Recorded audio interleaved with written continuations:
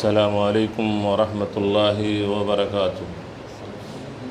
الحمد للہ رب العالمین والصلاة والسلام علی اشرف الانبیاء والمرسلین نبینا محمد الذي بلغ الرسالہ وأدى الأمانة ونصح الأمة وجاهد في الله حق جهاده صلوات ربي وسلامه عليه أما بعد أعوذ بالله من الشيطان الرجيم بسم الله الرحمن الرحيم ألف لام ميم ذلك الكتاب لا ريب فيه هدى للمتقين الذين يؤمنون بالغيب ويقيمون الصلاة ومما رزقناهم ينفقون۔ محترم دینی بھائیوں، گزشتہ درس میں سورہ بقرہ کی فضیلت جو اللہ کے رسول صلی اللہ علیہ وسلم نے احادیث مبارکہ کے اندر ذکر کیا ہے، اس تعلق سے چند باتیں آپ تمام سامعین و ناظرین کے عرض کی گئی تھی، اور آج انشاءاللہ سورہ بقرہ کی ابتدائی جو 3 آیتیں پڑھی گئی ہیں، اس تعلق سے ان آیات کا ترجمہ اور تفسیر آپ کے سامنے پیش کیا جائے گا۔ الف لام میم ذالک الکتاب لا ریب فیہ ھدی للمتقین۔ الف لام میم یہ سورہ بقرہ کی پہلی آیت، یہ حروف مقطعات میں سے ہے جنہیں اللہ تبارک تعالیٰ قرآن کریم کی مختلف صورتوں کے شروع میں اللہ تبارک تعالیٰ نے ان حروف مقطعات کا ذکر کیا ہے، اور اس سلسلے میں اہل تفسیر اور علماء تفسیر کی جو رائے ہے کہ یہ حروف مقطعات ہیں جن کا معنی کیا ہے، اس کو اللہ تبارک تعالیٰ ہی بہتر جانتا ہے، اور ان حروف مقطعات کو اللہ تبارک تعالیٰ بعض صورتوں کے شروع میں جو لاتا ہے، یہ ایک معجزے کے طور پر ہے اور ایک چیلنج ہے عرب کے لیے کہ دیکھیے یہ الفاظ ہیں جو روزمرہ تم بھی استعمال کرتے ہو، لیکن کیا تمہارے اندر یہ طاقت ہے کہ اس جیسا ایک لفظ بھی تم لا سکو؟ تو بطور معجزہ اور بطور اعجاز اور چیلنج کے طور پر اللہ تبارک تعالیٰ نے حروف مقطعات کو یہ بعض صورتوں کے شروع میں اللہ تعالیٰ نے ذکر کیا ہے۔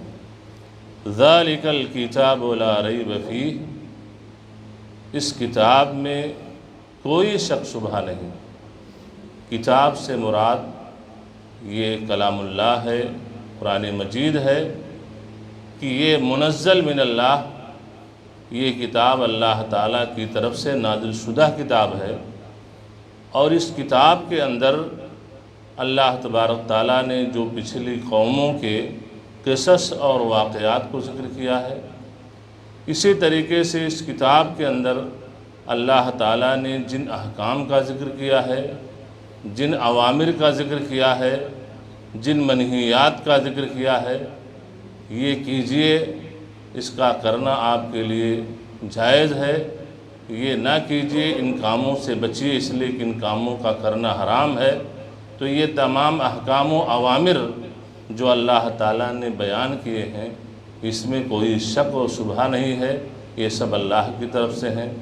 ایسے ہی اس کتاب کے اندر اللہ تبارک تعالیٰ نے جو منہج، جو عقید توحید کی اہمیت اور شرک کی مذمت اور شرک کے نقصانات، یہ تمام چیزیں جو اللہ تبارک تعالیٰ نے اس کتاب کے اندر ذکر کیے ہیں، اس کے برحق ہونے میں کوئی شک شبہ نہیں ہے، کسی شک اور شبہے کی گنجائش نہیں ہے، کیونکہ یہ کتاب، یہ کلام، یہ منزل من اللہ ہے، اللہ کی طرف سے ہے۔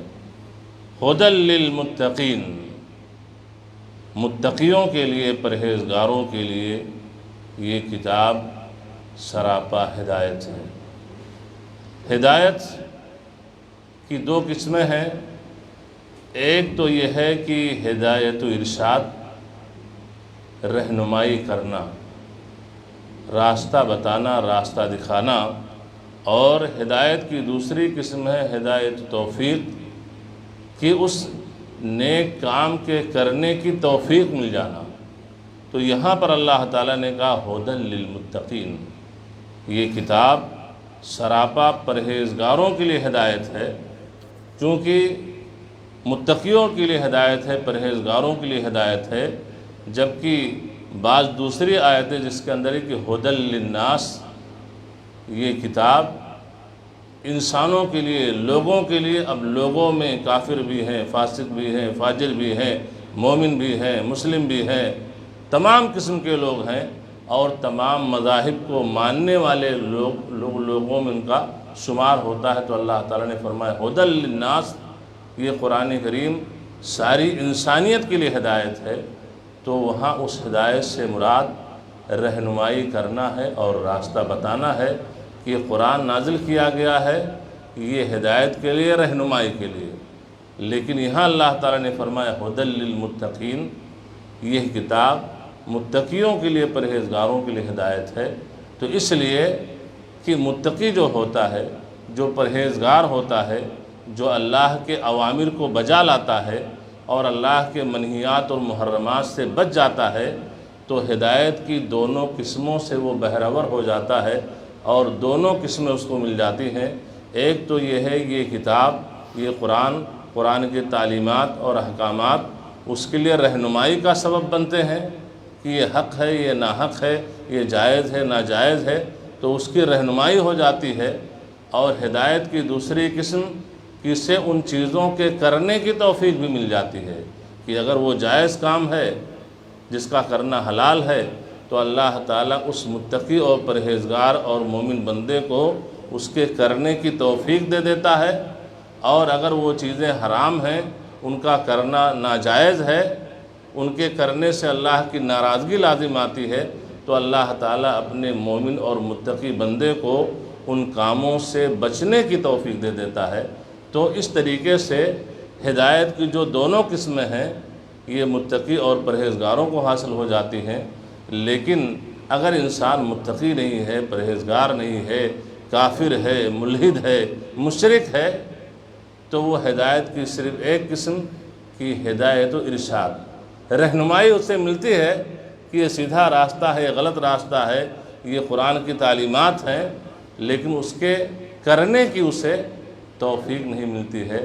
اور اگر یہ چیز کسی کے ساتھ ہے تو سمجھ لیجیے اس کے بدبختی کی اور بدنصیبی کی علامت ہے۔ اسی لیے آپ کو معلوم ہے کہ اللہ کے رسول صلی اللہ علیہ وسلم در یتیم، آپ صلی اللہ علیہ وسلم کو در یتیم کہا جاتا تھا۔ در یتیم یعنی وہ انسان، وہ بچہ جس کے ماں باپ دونوں بچپن ہی میں انتقال کر جائے۔ اللہ کے رسول صلی اللہ علیہ وسلم ابھی ماں کی پیٹ ہی میں تھے کہ آپ کے والد عبداللہ کا انتقال ہو گیا۔ 6 سال کی عمر ہوئی تو اماں آمنہ یہ مدینہ سے واپس مکہ لوٹ رہی تھیں، اور مکہ اور مدینہ کے درمیان ایک جگہ مقام ابوا تھی، وہاں جب پہنچی تو والدہ بھی انتقال کر گئی۔ تو آپ در یتیم تھے، آپ کی پرورش آپ کے دادا عبد المطلب نے لی۔ 9 سال کے ہوئے دادا بھی انتقال کر گئے۔ اس کے بعد میں آپ کی کفالت اور آپ کی پرورش اور پرداخت اور ریکھ دیکھ کی ذمہ داری آپ صلی اللہ علیہ وسلم کے چچا ابو طالب نے کی۔ اور ابو طالب جو آپ کے چچا تھے، کافر تھے، کفر ہی کی حالت میں موت ہوئی، لیکن ہر موڑ پر اللہ کے رسول صلی اللہ علیہ وسلم کا مدد کرتے رہے، اس لیے کہ ہمارا بھتیجا ہے۔ جب آخری وقت ہوا، جاگنے کا عالم ہے، اب تب لگا ہوا ہے، کفار کے بڑے بڑے لیڈر، صنادید قریش اگل بغل میں بیٹھے ہیں، اللہ کے رسول صلی اللہ علیہ وسلم بھی جاتے ہیں۔ ایک خونی رشتہ اور دوسرے کہ اللہ کے رسول صلی اللہ علیہ وسلم کی ہر موڑ پر وہ چچا مدد کر رہے تھے اور انہوں نے پرورش کی تھی، تو نیکی کا بدلہ کس سے دیا جائے؟ نیکی کا بدلہ نیکی سے دیا جائے۔ چاہت اور خواہش لے کر کے اللہ کے رسول صلی اللہ علیہ وسلم گئے اور اپنے چچا ابو طالب سے کہا کہ اے میرے چچا، قل کلمۃ احاج لک بہا عند اللہ یوم القیامہ، میرے چچا محترم آپ وہ کلمہ کہہ لیجئے، کلمہ توحید، اشہد ان لا الہ الا اللہ و اشہد ان محمد رسول اللہ۔ لا الہ الا اللہ، کلمہ توحید پڑھ لیجئے، کلمہ کہہ دیجئے، احاج لک بہا عند اللہ یوم القیامہ، قیامت کے دن اللہ تعالیٰ کے سامنے اس کلمے کی بنیاد پر میں یہ حجت رکھ سکوں گا کہ نبی کریم صلی اللہ علیہ وسلم کی وہ دوسری صحیح حدیث کہ جس انسان کی موت، جس کا آخری لمحہ اس دنیا سے اس حال میں گزرا کہ اس کے زبان سے کلمہ توحید ادا ہو رہا تھا، دخل الجنہ، وہ انسان جنت میں داخل ہوگا۔ تو اس کلمے کی بنیاد پر میں اللہ کے پاس یہ بات رکھ سکوں گا کہ میرے چچا کی موت کلمہ توحید پر ہوئی تھی۔ ابو طالب کا دل نرم ہوا، سوچ فکر میں لگے کہ بات صحیح ہے، لیکن وہاں جو کفار قریش تھے انہوں نے کہا کہ کیا تم آگ کو آر پہ ترجیح دے رہے ہو؟ یعنی جہنم کی آگ اور اس چیز سے ڈر گئے، اور اس بات کا ڈر نہیں ہے کہ اگر ایسے ہی حال میں محمد کے دین پر تمہارا خاتمہ ہو گیا تو لوگ تمہارے مر جانے کے بعد تمہارے اولاد کو یہ طنز کرتے رہیں گے، یہ کہتے رہیں گے کہ دیکھو فلاں کا باپ یا فلاں انسان مرا لیکن بے دین ہو کر کے مرا، مرتے مرتے اپنے باپ داداؤں کا دین چھوڑ دیا۔ تو ابو طالب نے کیا کہا؟ علی ملت عبد المطلب، کہ میں اپنے باپ داداؤں کے اپنے باپ عبد المطلب ہی کے دین پر ہوں۔ تو یہاں پر کیا ہے؟ قرآن کریم کی وہ آیت انک لا تہدی من احببت ولکن اللہ یہدی من یشاء، کہ دیکھو انک لا تہدی من احببت، اللہ تبارک تعالیٰ نے اپنے نبی اللہ کے رسول صلی اللہ علیہ وسلم کو مخاطب کیا کہ انک لا تہدی من احببت، آپ جس سے چاہیں ہدایت دے دیں، ایسا نہیں ہو سکتا ہے، ہدایت آپ کے اختیار میں نہیں ہے، وَلَكِنَّ اللَّهَ يَهْدِي مَن يَشَاءُ، لیکن اللہ تعالیٰ جس سے چاہتا ہے ہدایت دیتا ہے۔ تو یہ ہدایت توفیق تھی، ہدایت کی جو دوسری قسم توفیق، رہنمائی تو کر دی، اللہ کے رسول نے بتلا دیا کہ یہ کلمہ پڑھ لو، اس کلمے کی بنیاد پر میں اللہ کے ہاں حجت پکڑوں گا۔ تو یہ رہنمائی اللہ کے رسول صلی اللہ علیہ وسلم فرما رہے ہیں کہ ایسا کر لو، لیکن اس چیز کو دل و دماغ کے اندر اتار دینا اور اس پر عمل کر لینا، یہ کس کے اختیار میں ہے؟ اللہ تعالیٰ کی۔ اللہ تعالیٰ جسے توفیق دے، اور اسی لیے ہم اور آپ قرآن کریم کی سورہ فاتحہ ہر نماز میں پڑھتے ہیں، اور کیا کہتے ہیں؟ اہدنا الصراط المستقیم، کہ اللہ تعالیٰ ہمیں سیدھے راستے کی رہنمائی فرما، سیدھے راستے پر چلنے کی اللہ تعالیٰ ہمیں توفیق دیتا رہا۔ انسان آیا ہے، نماز پڑھ رہا ہے، سیدھا ہی تو راستہ ہے، لیکن مزید اللہ تعالیٰ سے وہ انسان یہ دعائیں کرتا ہے کہ اس نیک کام پر یہ سیدھا راستہ جو ہے، یہ تیری اطاعت و فرما برداری جو ہے، اللہ تعالیٰ اس پر چلنے کی ہمیں مزید توفیق دیتے رہا، کہیں ایسا نہ ہو کہ ہم اس سیدھے راستے سے ہم بھٹک جائیں۔ یہ راستہ جو اللہ تعالیٰ تیرا راستہ ہے، تیری رہنمائی، تیری توفیق مجھے مل رہی ہے، کہ ایسا نہ ہو اس توفیق سے میں محروم ہو جاؤں۔ اللہ تعالیٰ ہم سب کو اس کی توفیق عطا فرمائے۔ الذین یؤمنون بالغیب ویقیمون الصلاة ومما رزقناہم ينفقون، اللہ تعالیٰ نے فرمایا کہ یہ کتاب متقیوں کے لیے سراپا ہدایت ہے۔ اب آگے ان متقیوں کا، ان پرہیزگاروں کا وصف اور ان کی خوبی اللہ تعالیٰ بیان فرما رہا ہے کہ وہ کون لوگ ہیں متقی؟ الذین یؤمنون بالغیب، جو غیب پر ایمان رکھتے ہیں، اور نماز کو قائم کرتے ہیں، اور جو کچھ اللہ تعالیٰ نے انہیں نوازا ہے، انہیں دیا ہے، اسے وہ خرچ کرتے ہیں۔ یؤمنون بالغیب، غیب پر ایمان رکھتے ہیں۔ ایمان کسے کہتے ہیں؟ ہم سنتے ایمان، اسلام، یہ کلمہ ہم سنتے رہتے ہیں، تو ایمان کسے کہتے ہیں؟ ایمان یہ عربی ڈکشنری میں جب دیکھیں گے تو ایمان کے لغوی معنی ہے التصدیق، کسی چیز کی تصدیق کر دینا اور اسے سچ مان لینا، اسے ایمان کہا جاتا ہے۔ لیکن جب اصطلاح میں اس کو دیکھیں گے تو ایمان یہ 3 چیزوں کے مجموعے کا نام ایمان ہے۔ اقرار باللسان و تصدیق بالجنان و عمل بالارکان۔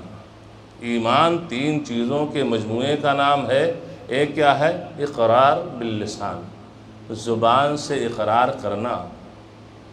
ہم کہتے ہیں اشہد ان لا الہ الا اللہ و اشہد ان محمد رسول اللہ۔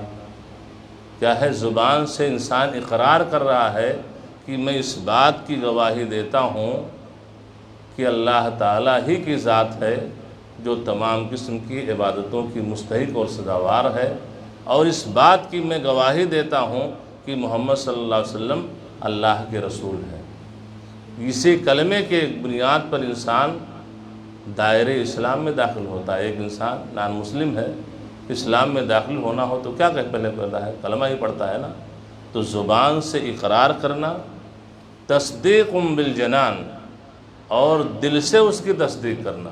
زبان سے تو کہہ دیا، اب دل سے بھی تصدیق کرنا ہے کہ یقیناً جب اللہ تعالیٰ ہی ہمارا خالق ہے، مالک ہے، رازق ہے، تو اللہ تبارک تعالیٰ کی تصدیق دل سے بھی ہو، صرف ظاہر سے نہیں باطن سے بھی ہو۔ کیونکہ منافقین کا کیا معاملہ تھا؟ مدینہ میں جو ایک لابی منافقوں کی تھی کہ اوپر سے اسلام کو ظاہر کرتے تھے لیکن دل کے اندر اسلام کے خلاف بغض اور کفر کو چھپائے رہتے تھے۔ تو زبان سے ظاہر بھی کرو اور دل سے بھی، اندر سے بھی اس کی پوری تصدیق ہو رہی ہو ان چیزوں کی۔ وَعَمَلٌ بِالْأَرْكَانِ، اور ارکان سے عمل بھی کیا جائے۔ ارکان کیا ہے؟ یہ ہاتھ ہے، یہ پیر ہے، یہ کان ہے، یہ ناک ہے، یہ آنکھ ہے، یہ سب اعضاء و جوارح جسم کے ہماری باڈی ہیں، تو اس کے ذریعے سے عمل بھی کیا جائے۔ آنکھ دیا ہے اللہ تعالیٰ نے، آنکھ سے جائز چیزوں کو دیکھا جائے، آنکھ سے قرآن کریم کی تلاوت کی جائے، پڑھا جائے۔ کان ہے، کان سے جائز چیزوں کو سنا جائے، کان سے ناجائز چیزوں کو نہ سنا جائے، غیبت، چغلخوری، گانا، گالی گلوچ نہ سنا جائے۔ آنکھ سے ناجائز چیزیں نہ دیکھی جائیں۔ ہاتھ اور پیر اللہ تعالیٰ نے دیا ہے، اس کو اللہ تعالیٰ کی اطاعت و فرما برداری میں صرف کیا جائے، ناجائز کاموں سے بچا جائے۔ تو ان 3 چیزوں کے مجموعے کا نام کیا ہے؟ ایمان ہے۔ اب یہ ہے کہ مومنوں کا وصف بیان کیا گیا، یؤمنون بالغیب، یہ غیب پر ایمان رکھتے ہیں۔ غیب پر ایمان یعنی وہ چیزیں جو پوشیدہ ہیں، جیسے ہم اور آپ سنتے ہیں کہ انسان مر جاتا ہے، مرنے کے بعد برزخی زندگی شروع ہو جاتی ہے، قبر کے اندر دفنا دیا جاتا ہے، منکر نکیر آتے ہیں، سوال ہوتا ہے، نیک ہے جنت کی نعمتیں ملنے لگتی ہیں، بدکار ہے، برا ہے تو قبر کے عذاب سے دوچار ہوتا ہے۔ اب یہ کیا ہے؟ غیبی چیزیں ہیں۔ کل میدان محشر میں اٹھایا جائے گا، نیک ہے تو جنت ملے گی، جہنم، اور بدکار ہے جہنم ملے گی، جہنم کا عذاب ہوگا۔ یہ سب چیزیں کیا ہیں؟ غیبی چیزیں ہیں۔ اللہ ہے، اللہ کی ذات ہے، ہم اس کو دیکھ نہیں رہے لیکن ہم اس پر کامل یقین ہے کہ اللہ تعالیٰ ہے، اللہ تعالیٰ ہمارا خالق ہے، مالک ہے، سارے کائنات کا چلانے والا وہی ہے۔ یہ سب چیزیں کیا ہیں؟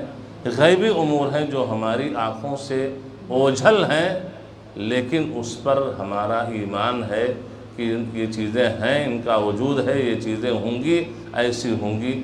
تو مومن جو ہوتا ہے وہ ان غیبی چیزوں پر جو آنکھ سے اوجھل ہیں، جن کا وہ تصور نہیں کر سکتا ہے، لیکن چونکہ وہ چیزیں کتاب میں موجود ہیں، سنت رسول اللہ میں موجود ہیں، اس پر وہ ایمان رکھتا ہے اور اس میں کسی قسم کے شک اور شبہے میں مبتلا نہیں ہوتا ہے۔